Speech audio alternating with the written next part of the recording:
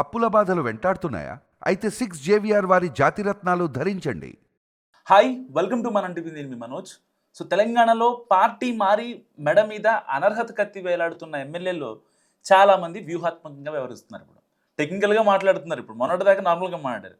So party మారలేదని కొందరు, అభివృద్ధి పనుల కోసమే ముఖ్యమంత్రిని కలిశామని మరికొందరు చెప్పుకుంటున్నారు.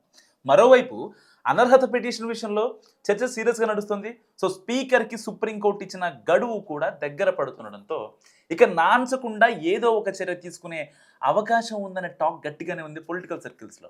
అయితే పార్టీ మారారన్నది నైతికంగా తప్ప సాంకేతికంగా అనర్హత వేటుకు కావాల్సిన ఆధారాలు లేవని భావిస్తున్న ఎమ్మెల్యేలు నియోజకవర్గాల అభివృద్ధి కోసమే తాము సీఎంని కలిసినట్టు చెప్తున్నారు. బీఆర్ఎస్ నుంచి ఫిరాయించిన 10 మందిలో 8 మంది ఇదే తరహా సమాధానం ఇవ్వాలని డిసైడ్ అయ్యారట. సో కాబట్టి వాళ్ళు సేఫ్ జోన్లో ఉండవచ్చని భావిస్తున్నారు. ఇక మిగిలిన ఇద్దరు అంటే ఒకళ్ళు కడియం శ్రీహరి, రెండు దానం నాగేందర్ విషయంలోనే భిన్నాభిప్రాయాలు వ్యక్తమవుతున్నాయి. గత లోక్సభ ఎన్నికల్లో శ్రీహరి కూతురు కడియం కావ్య వరంగల్ లోక్సభ కాన్స్టిట్యున్సీ నుంచి కాంగ్రెస్ అభ్యర్థిగా పోటీ చేసి గెలిచారు.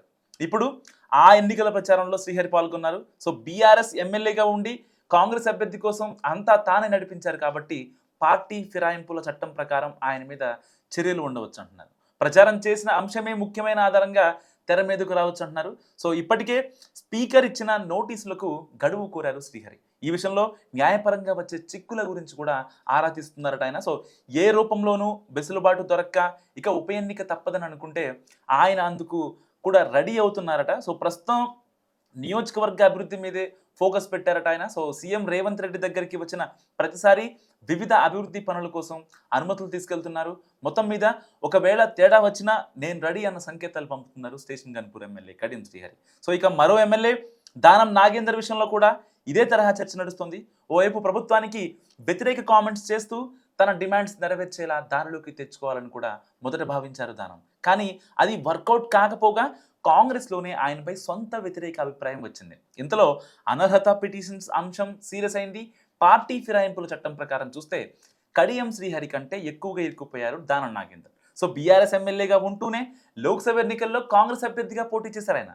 సాక్ష్యాధారాలు డైరెక్ట్గా కనిపిస్తున్నాయి కాబట్టి కడియం విషయంలో కాస్త అటు ఇటైనా దానం మీద మాత్రం వేటు తప్పదేమోనన్న అభిప్రాయాలు బలంగా ఉన్నాయి. అయితే అంతకంటే ముందే రాజీనామా చేసి ఆయన ఖైరతాబాద్ బరిలో ఉండాలని ఆలోచిస్తున్నారట.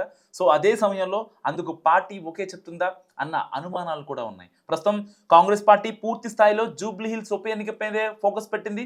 ఎలాంటి కీలక నిర్ణయం అయినా ఆ తర్వాతనే తీసుకునే అవకాశం ఉంది. ఇలా ఓవరాల్గా చూసుకుంటే పార్టీ మారిన 10 మందిలో ఇద్దరు మాత్రం గట్టిగా ఎదుర్కొన్నారు. సో వాళ్ళ మీద వేటు తప్పదని అనుకుంటే మాత్రం రాజీనామానే అంతిమ నిర్ణయంగా కనిపిస్తుంది. మరి ఇలాంటి నేపథ్యంలో ఒకవేళ దానం నాగేందర్ కడియం శ్రీహరి అంటే అంత పెద్ద లెక్కలోది కాదు కాబట్టి దానం నాగేందర్ ఖైరతాబాద్ నుంచి రాజీనామా చేస్తే మళ్ళీ మరి కాంగ్రెస్ నుంచి టికెట్ ఇస్తుందా లేకపోతే ఎక్కడి నుంచి వస్తుంది, అసలు ఆయనకి గెలుపు బావుట ఎలా ఉంటుంది, మీరేమనుకుంటున్నారు కామెంట్ రూపంలో చెప్పండి. చూస్తూనే ఉండండి మనం టీవీ.